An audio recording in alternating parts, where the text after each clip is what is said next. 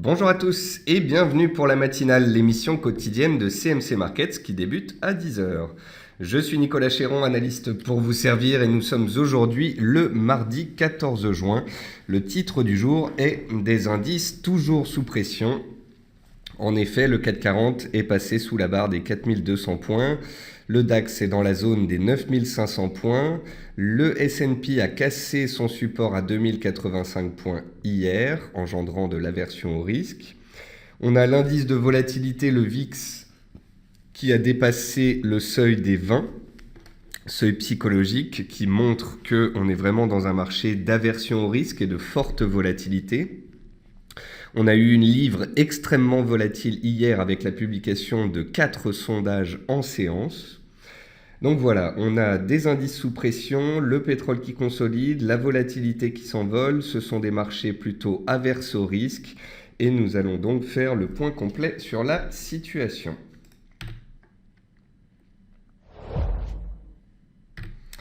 Comme tous les matins, voici un avertissement sur les risques concernant le caractère purement informatif de cette présentation et les CFD. Je vous laisse en prendre note. Je vous invite comme tous les matins à utiliser les fonctions de chat et de questions-réponses en haut de votre écran pour pouvoir converser avec moi. On va voir ensemble les actualités marché, macro, actions, les statistiques passées et à venir. On va voir une figure graphique reconnue par la plateforme de CMC Markets et puis bien évidemment, je répondrai à vos questions.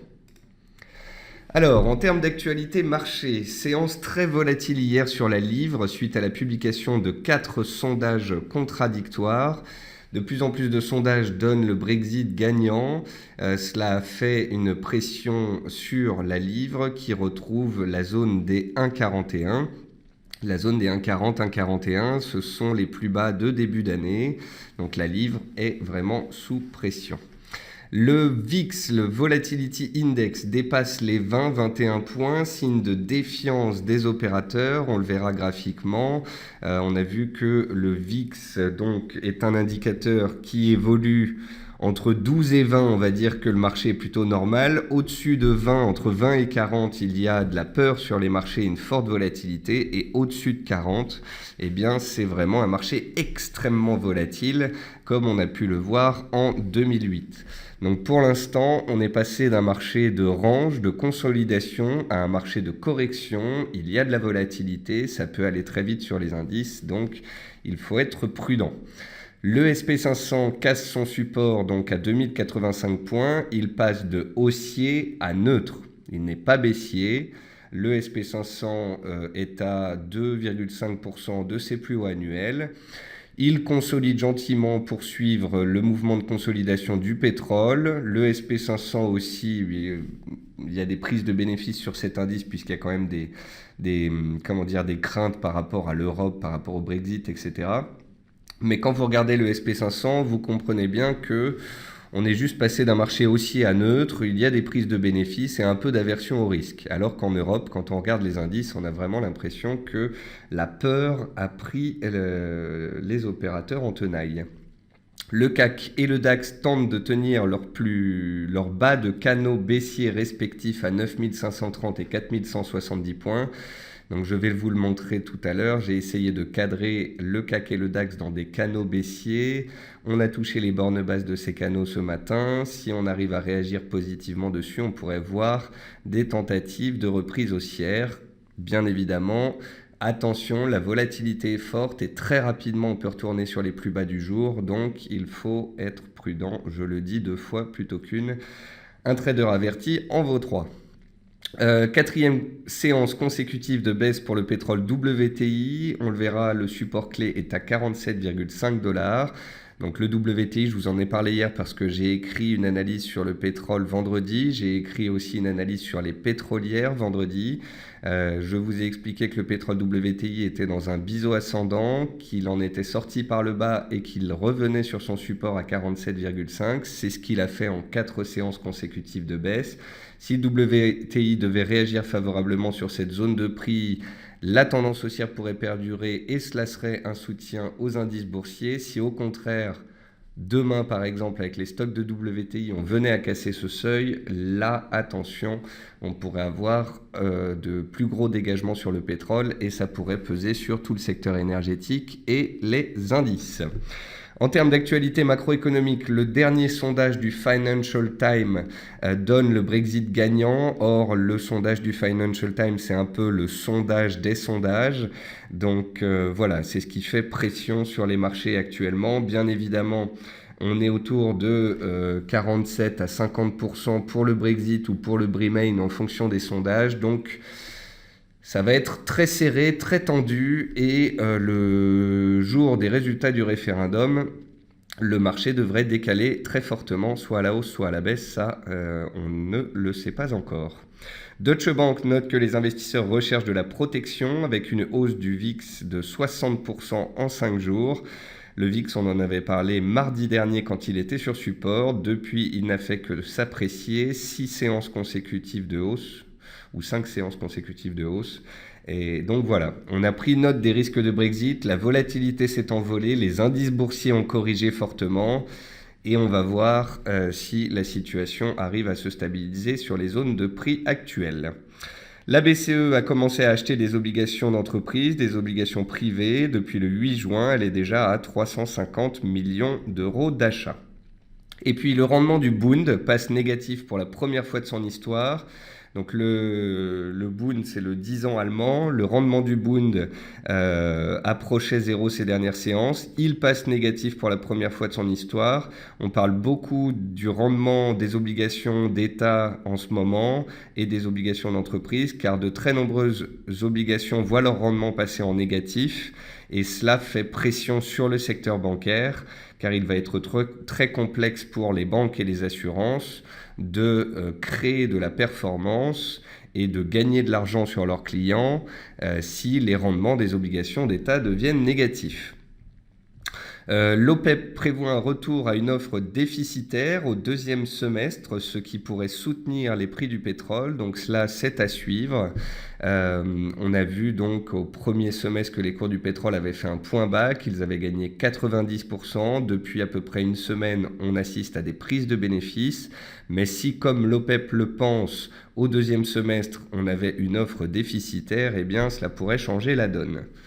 Enfin, la Banque du Brésil revoit ses prévisions de croissance à moins 3,6% en 2016 et plus 1% en 2017.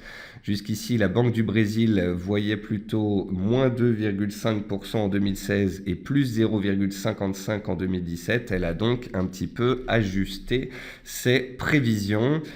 Pour rappel, le Brésil, au premier trimestre 2016, vivait un de ses pires trimestres récessifs de son histoire avec une croissance en baisse de moins 5,4%. Côté entreprise, Areva pourrait se rapprocher de Schneider Electric pour rapprocher les branches logicielles industrielles. Danone relève ses objectifs de marge pour 2016. Microsoft propose 26,2 milliards de dollars pour LinkedIn et annonce sa prochaine console Xbox One S. Facebook est attaqué par Snapchat, dont le nombre d'utilisateurs ne fait qu'augmenter. Et puis dans les meilleures et moins bonnes performances du CAC, vous voyez qu'on a 3 titres qui arrivent à s'extraire à la hausse. Et sinon, principalement, on a des prises de bénéfices, de la baisse sur les matériaux de base avec ArcelorMittal, sur l'automobile avec Peugeot et Renault et sur le secteur pétrolier avec Total qui recule de 1,35% ce matin. Côté statistiques passées, très peu de statistiques hier. Dans la nuit, on a eu la production industrielle japonaise qui est ressortie un petit peu supérieure aux attentes. Aujourd'hui, indice des prix à la production en Angleterre. À 11h, des statistiques de la production industrielle en Europe.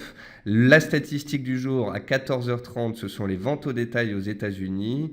Et puis à 16h, on aura les inventaires des entreprises. Et puis ensuite, ce sont des statistiques dans la nuit. On aura des statistiques dans les antipodes. Et enfin, on aura rendez-vous demain matin à 8h45 avec l'inflation des prix à la consommation en France. Et puis, la figure graphique reconnue par la plateforme de CMC Markets, je vous ai tout simplement remis la configuration d'hier. Hier, la plateforme de CMC Markets détectait un biseau potentiel dont il fallait que les cours clôturent en dehors pour valider la figure.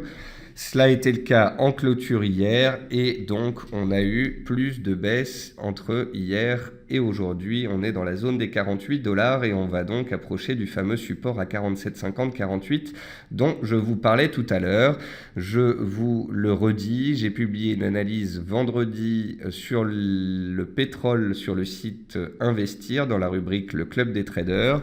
Je l'ai publié sur Twitter, je vais la republier ce matin après la matinale et je la publierai également dans la plateforme de CMC Markets.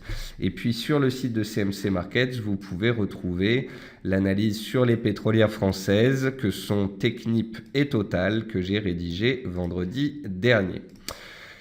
On passe donc à la plateforme de CMC Markets. On va commencer comme tous les matins avec le SP500. Donc le SP500 reste haussier à moyen terme sur les 4 derniers mois. À court terme, il est passé neutre. En effet, le SP500 est parti à la hausse fin mai. Il a eu à peu près 2 semaines d'appréciation. Et puis, en fin de semaine dernière, il y a eu des prises de bénéfices avec ce retour en force des craintes sur le Brexit. Et en ce début de semaine, avec les craintes sur le Brexit, les craintes sur la Chine, la hausse de la volatilité, la baisse du pétrole, eh bien hier, le SP500 a clôturé en baisse, a cassé son support des 2085 points et est donc passé de haussier à neutre avec la pente de sa moyenne mobile à 15 séances qui se met à plat autour des 2100 points. Donc si on arrive à se stabiliser dans la zone de cours actuelle pour le SP500, c'est un bon signe. Si on accélère sous les 2070 points, c'est un mauvais signe. On pourrait alors revenir vers les 2040 points, le support de moyen terme majeur. Sous les 2040 points, on parlerait de retournement de marché et de risque fort baissier. Donc pour l'instant, on est passé de haussier à neutre. Soit on stabilise. Si dans les séances qui venaient, on arrive à recasser les 2100, c'est un signe positif, on relance la dynamique haussière. Et si on accélère à la baisse, il faudra voir les 2040 points, le fameux support qu'on a suivi tous ensemble au mois de mai, et voir si ce seuil arrive à tenir. À moyen long terme, vous voyez, on est dans une grande zone ici entre 2040 points et 2140 points. Les 2140, c'est les plus hauts annuels et historiques. Enfin non, les plus hauts historiques, pas annuels. Les plus hauts annuels, c'est 2120. Les plus hauts historiques, c'est 2137 exactement. Et les 2040, c'est les plus bas des 2-3 derniers mois. Donc, pour le moyen terme, j'ai bien dit pour le moyen terme, seule une sortie par le bas des 2040 points ou par le haut des 2137 points serait très importante. En attendant, c'est des fluctuations de court terme au gré de l'actualité. Demain, l'actualité, ce sera le FOMC à 20h et les stocks de pétrole. Et puis, la semaine prochaine, ce sera le fameux vote, le fameux référendum anglais. Donc voilà, le SP500 passe de haussier à neutre. Ça, c'est l'indice de volatilité, le VIX. Donc mardi dernier, on avait vu un point bas potentiel. Mercredi, jeudi, vendredi, envolée du VIX. Hier, le VIX était dans la zone des 18-19. Et je vous disais que s'il arrivait à se stabiliser, on pourrait voir les indices se calmer. Si au contraire, il accélérait, on pourrait voir plus de défiance et donc plus de baisse sur les indices. La volatilité a accéléré, la baisse a accéléré en Europe. Il n'y a pas eu de reprise d'ici la fin de la séance. Donc voilà, la baisse a continué. On a eu un gap baissier et de nouveaux dégagements ce matin. La volatilité, elle, ce matin, se stabilise. Si dans les heures qui viennent, le CAC et le DAX arrivent à tenir les supports que je vais vous montrer, la volatilité rechuterait et on aurait un marché qui se stabiliserait, qui serait toujours un petit peu volatile, mais qui se calmerait. Si au contraire la volatilité continue d'accélérer au-dessus des 21,50, 22 points, eh bien ça confirmerait des risques baissiers et on continuerait de voir des dégagements se faire sur les indices. On va voir donc ces fameux CAC et DAX. Donc le CAC 40, si vous vous souvenez bien, pendant à peu près 3 mois, on a eu une pente plutôt haussière. On avait une dynamique haussière qu'on avait matérialisée par une oblique de tendance qui passait par tous les plus bas.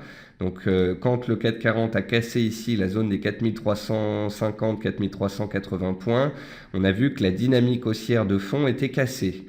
On a vu ensuite ensemble qu'on arriverait sur une zone de prix d'importance, la zone des 4220-4250, et cette zone a été complètement cassée hier en clôture. Ce matin, la baisse a donc perduré et nous voilà à 4170 points. Alors vous pouvez voir que j'ai essayé de tracer un canal baissier en prenant les deux plus hauts de avril et de mai. J'ai fait passer la borne basse du canal par le plus bas du mois de mai et je suis tombé sur 4170, le plus bas du jour. C'est un support éventuel, on peut y voir une réaction. Après, la volatilité est forte et les indices sont baissiers. Donc, à vous dire vrai, je ne suis pas à la quête du point bas. On peut aller à 4170 comme on peut aller à 4100, comme on peut aller carrément clôturer le gap à 4000 points. Quand le marché est volatile et baissier, ça peut aller très vite. Voilà. Donc, ce que je vous dis, c'est que les US sont passés de haussier à neutre. En Europe, c'est baissier et sous pression. On arrive là sur une zone tangible, un bas de canal. Donc si cet après-midi, les statistiques sont publiées, qu'on a de l'appétit pour le risque, qu'on a un rebond des cours du pétrole, on pourrait voir les 4170 points tenir et on pourrait voir une stabilisation des indices européens. Au contraire, si la volatilité accélère et qu'on accélère de nouveau sous les plus bas du jour, eh bien, on pourra se diriger en direction des 4100, 4120 points qui ont été très travaillés au mois de janvier et février dernier. On va regarder le DAX. Donc voici le DAX. Le DAX était dans une tendance haussière depuis 3 mois. Vendredi, j'ai écrit en fin de séance sur Twitter qu'il fallait prendre note du fait que le DAX était passé de haussier à neutre à moyen terme. On peut considérer que le DAX est neutre à moyen terme dans des grandes bandes d'oscillation comme ça, entre 9400, on va dire, 9400 et 10500. On peut encore descendre plus bas. Vous voyez ici en mars et avril, il y a eu une zone qui a été très travaillée sur le DAX, c'est la zone des 9400, 9450. Donc voilà, option 1, j'ai tracé un canal comme sur le 440, on arrive à toucher la borne basse et on stabilise. Option 2, les risques baissiers continuent de peser et on va chercher la borne basse de cette zone de range vers 9400, 9450. Je ne suis pas à la quête du point bas, je ne suis pas à la recherche du point d'entrée. Les tendances sont passées de haussière à neutre à moyen terme, elles sont passées de neutre à baissière en journalier. Donc voilà, le jour où on va toucher un support, qu'on fera une belle réaction dessus, qu'on aura la volatilité qui retombera et qu'on aura un chandelier de retournement, je vous le dirai. Et alors, ça pourra donner par éventualité des stratégies haussières. En attendant, pour le moment, tant que la volatilité est forte et qu'on n'arrive pas à toucher et réagir sur un support tangible, je ne peux rien vous dire d'autre que les indices sont baissiers et dangereux. Voilà, que ce soit clair. On va maintenant passer sur les actions françaises. Dans les actions françaises, c'est principalement évidemment de la baisse aujourd'hui. AB Science, qui tenait bien jusqu'ici sa zone de range, a cassé par le bas. Comme de nombreuses biotech, elle est attaquée car les biotech ont tendance à fortement baisser quand les indices sont sous pression. On retrouve dans les baisses Vallourec qui rechute suite à la baisse du pétrole depuis 4 séances. On retrouve Eramet qui passe de résistance à zone de support de nouveau. Elle va bientôt arriver sur son support. On va voir si les cours y réagissent. Renault subit des dégagements. Il faut dire que depuis la fin de l'année 2015, eh bien, on est quand même dans une tendance baissière. Donc là, les vendeurs reprennent la main à court terme. Valneva toujours délaissé, DBV pareil, une biotech qui est délaissée, Peugeot donc pour aller avec Renault connaît des dégagements, voilà on a de la baisse Technip, Morel et Prom. Donc vous voyez c'est principalement le secteur automobile et le secteur pétrole et puis les biotech. Et dans les fortes hausses du jour, on a Nicox, une biotech qui, après une forte chute des cours ces dernières séances, est revenue à proximité d'une résistance devenue support dans la zone des 9,60. Elle l'a frôlé ce matin et donc les acheteurs se sont présentés sur le titre, partant du principe que c'était une opportunité de se placer pas trop cher. CGG Veritas tente une stabilisation après 3 jours de forte baisse qui lui ont fait retracer toute la hausse de mercredi dernier. Et puis sinon, on a très peu de titres en hausse ce jour et la plupart du temps, c'est des simples rebonds techniques comme vous voyez ici sur Genfit. Genfit qui chute depuis à peu près 15 jours et qui tente de se stabiliser ce matin, mais dans les hausses du jour, on n'a vraiment pas grand-chose. On va passer aux matières premières. Sur les matières premières, souvenez-vous ce qu'on a vu hier. On a vu que l'or et l'argent étaient un peu en plein milieu de nulle part. On a vu que le pétrole consolidait et qu'il revenait vers son support des 47,50. Et on a vu aussi que les matières premières agricoles étaient sous des résistances de taille. Alors on va regarder tout ça. On va commencer par l'or. Donc l'or est haussier, l'or profite de l'aversion au risque sur les marchés. On a un support à 1250 sur l'or, on a une résistance à 1300, 1305. Ici à 1278, on est un peu au milieu de nulle part. C'est pour ça que j'ai pas grand chose à vous dire sur l'or ces derniers temps. Concernant les pétroles, 4e jour de baisse d'affilée. Je vous ai fait une analyse donc vendredi dernier pour expliquer qu'on avait atteint des zones de résistance majeures et qu'on pourrait consolider. Donc depuis, on baisse bien sur le pétrole Brent comme sur le WTI. Donc voici le fameux biseau dont je vous parlais tout à l'heure sur le WTI à court terme. On en est sorti par le bas. On est en train de revenir sur une zone de support. La zone de support, on va dire que c'est la zone des 47, 47,5. Ça correspond au plus bas ici de la mi-mai et de début juin. Ça correspond à la moyenne mobile à 30 périodes. Donc voilà, les cours du pétrole baissent et reviennent vers cette zone de prix 47, 47,50. C'est une zone importante.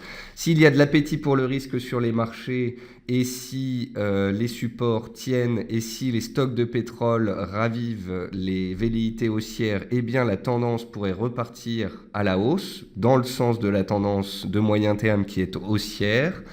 A contrario, si demain avec les stocks, on casse la zone des 47, 47,50 qui fait support de court terme sur le pétrole, on sortirait par le bas d'un biseau ascendant majeur sur le pétrole et on pourrait voir des dégagements en direction des 45 voire des 42 dollars. Il ne serait pas étonnant après 90% de hausse que le pétrole perde 15 à 20% et corrige sa hausse récente. Ça n'aurait rien d'illégitime. Donc pour moi, tant qu'on est sous la zone des 51-52 dollars et la borne haute du biseau, les risques sont baissiers car dans un biseau ascendant comme celui-ci en orange, il y a 82% de chances de sortie par le bas. Donc est-ce qu'on va toucher le support et remonter un peu ou est-ce qu'on va toucher le support et casser directement ? Ça dépendra des stocks de demain, mais en tous les cas, les vendeurs ont pris la main à court terme sur le pétrole. Et puis pour finir avec les matières premières agricoles, je vais vous montrer les différentes matières premières, donc soja, blé, etc. Donc le soja, je répète, on est sur une zone d'excès potentiel les plus hauts de juillet 2015. Donc les cours du maïs sont passés de 350 à 430, ils ont pris 20% à la hausse. On est arrivé sur une zone de résistance après 20% de hausse. Si ça ne passe pas ici, on pourrait corriger par la suite. Donc hier, alors qu'on était sur les plus hauts à 435, je vous disais attention, ça reste haussier certes, mais on travaille la résistance de vendredi et on a eu une belle mèche vendredi. Donc si de nouveau on avait des mèches hautes et que les vendeurs étaient là, eh bien on n'irait pas plus haut et pour l'instant les vendeurs semblent bel et bien là. Donc ça c'était pour le maïs. Le café arabica c'est la même chose, il s'est apprécié ces 2 dernières semaines et il consolide cette semaine sous résistance. Le jus d'orange, même chose, il est sous sa zone de résistance des 168 cents par livre, de résistance d'avril 2014, sous laquelle on fluctue depuis une semaine.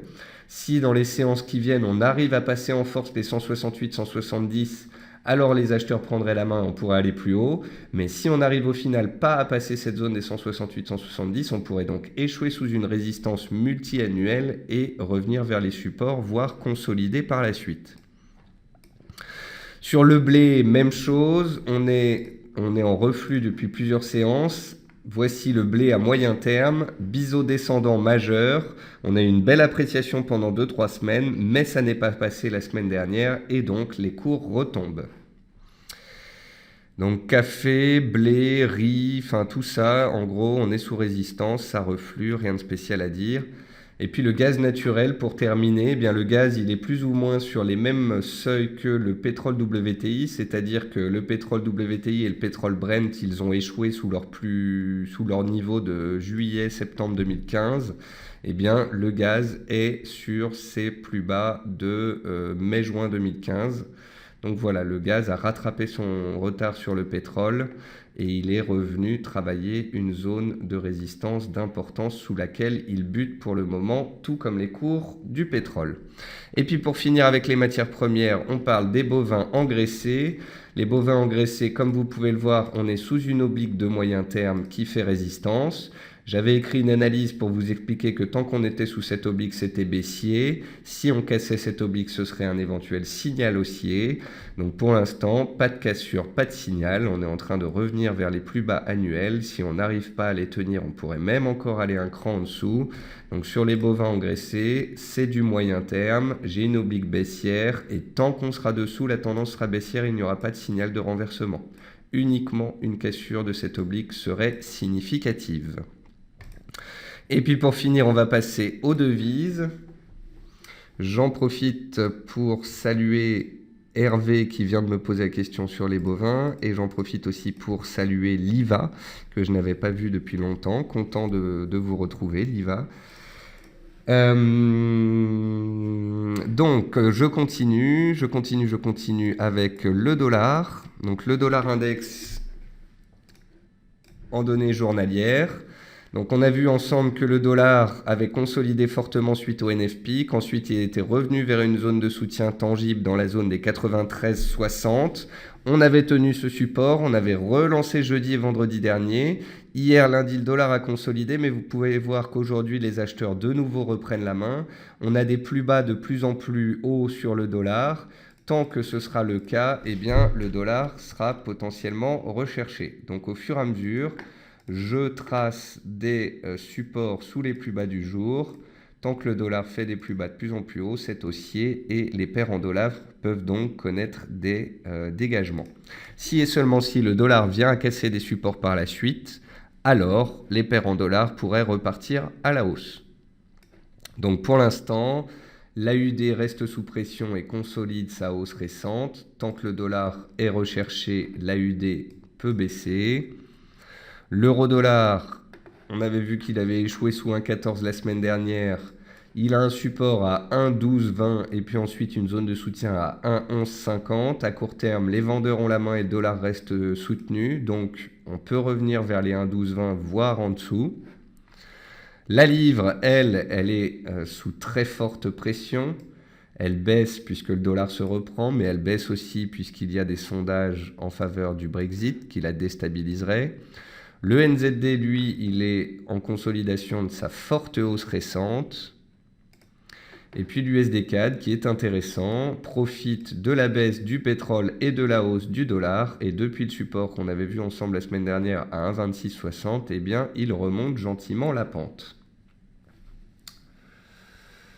Donc voilà, on a fait le tour. Donc pour conclure, sur les indices, on a une volatilité qui a été exacerbée la semaine dernière, en fin de semaine, et cette semaine depuis le début de la semaine. On a pour l'instant des indices US qui ne sont plus haussiers. On a des indices européens qui sont fortement baissiers. On a une volatilité qui est très forte.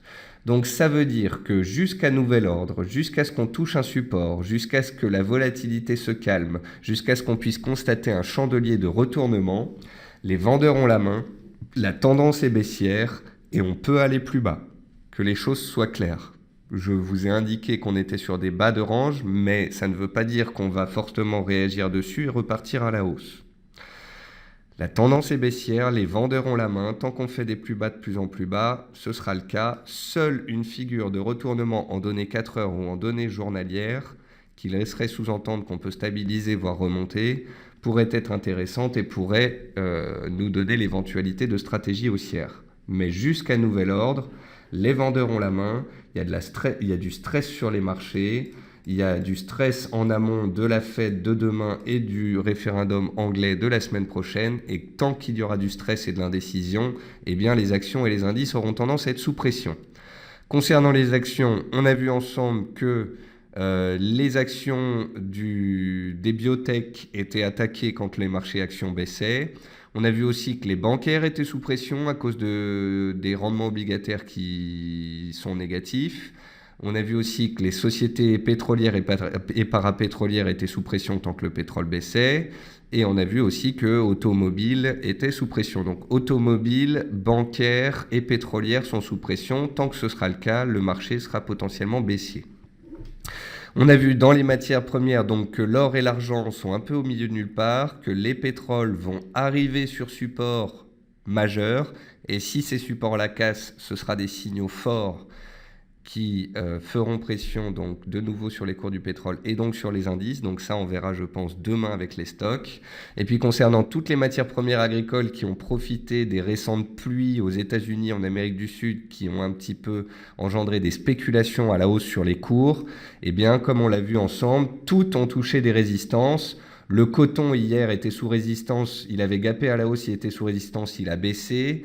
Le coton a baissé, le maïs a baissé, le blé a baissé, le soja a baissé, l'avoine a baissé, le café arabica a baissé. Donc comprenez bien qu'après les rallyes récents de la plupart de ces matières premières agricoles, la hausse semble s'estomper à court terme.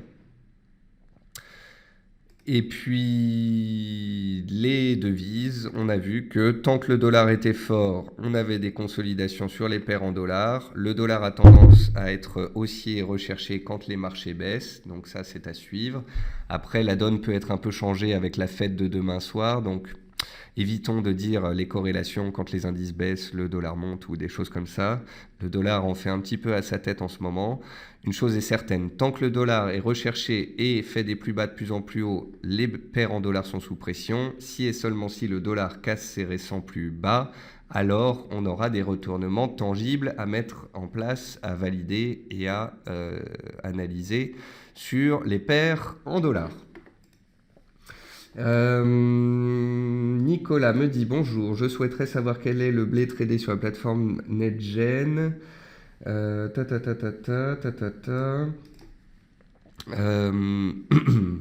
Alors pour ça, Nicolas, vous pouvez aller sur le site de CMC Markets dans la rubrique produits. Si vous allez sur un produit comme les matières premières et que vous n'avez pas les informations nécessaires, n'hésitez pas à appeler un conseiller CMC Markets et si ce dernier n'a pas la réponse à votre question, il investiguera et il vous trouvera la réponse claire. Sandrison, donc l'IVA me dit qu'est-ce que c'est que ce dollar index, Nicolas? Eh bien, ce dollar index, c'est le dollar index classique, c'est le DXY, c'est le dollar index utilisé par 95% des opérateurs à travers le monde. Donc, il y a certains brokers qui ont créé leur dollar pour que parfois ce soit plus représentatif. Ici, le dollar que l'on étudie, c'est le dollar index. Et c'est donc le DXY, c'est le dollar index utilisé à travers toute la planète. Et ce dollar index contient principalement 58% d'euros dans son calcul. Voilà, donc j'ai fait le tour, j'ai répondu à vos questions, on a fait le tour des différents actifs. Donc pour l'instant, les paires en dollars sont sous pression, les pétroles sont sous pression, les matières premières agricoles sont sous pression et les indices sont baissiers. Voilà. Et ce jusqu'à nouvel ordre. Cet après-midi, on aura les ventes au détail. Donc ça entraînera de la volatilité et des décalages, je les commenterai sur Twitter. Et puis demain, on aura la matinale à 10h, on aura les stocks de pétrole dans l'après-midi, je les commenterai. Et puis on se retrouvera demain soir pour une émission spéciale à 20h, enfin à 19h45 pour le live Fed. D'ailleurs, si vous voulez tous aller vous enregistrer dès maintenant pour le webinaire Live Fed, vous allez dans la rubrique formation du site CMC Markets et vous allez donc sur la partie Live Fed et vous cliquez sur le lien pour vous enregistrer. Et puis si vous voulez lire les analyses, vous allez dans la rubrique Actualité et analyse, vous avez les pétrolières françaises sous résistance, vous avez des marchés trop complaisants, vous avez pression haussière sur le jus d'orange, vous avez ne vendons pas la peau du taureau sur les bovins engraissés, et puis pour ceux qui ne l'auraient pas encore vu, le webinaire absolument à voir sur la récession américaine. Voilà, sur ce, on a fait le tour des marchés, les indices sont toujours sous pression, la volatilité est forte, le pétrole consolide, les banques, l'automobile corrigent. Si et seulement si on fait des réactions sur support et que l'on matérialise des figures de retournement, on parlera de rebond technique et de hausse, mais pour l'instant, soyez bel et bien prudents, les marchés sont sous pression et glissants. Je vous souhaite à tous un très bon appétit, une très bonne journée, et puis je vous dis à demain matin, 10h tapante pour la matinale.